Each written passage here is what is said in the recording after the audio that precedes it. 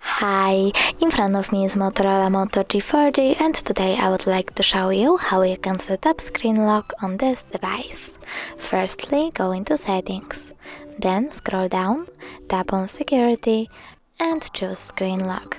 Over here pick one of the options, swipe pattern, pin or password. I will go with patterns, I have to click on it, then draw my pattern, tap on next, draw it again and tap confirm.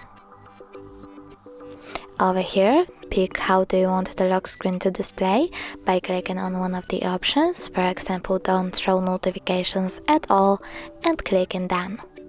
Now when I turn off my screen and turn it back on, I can see that pattern is required. Thanks so much for watching. If you enjoyed this video, don't forget to leave a like, comment and subscribe. Bye!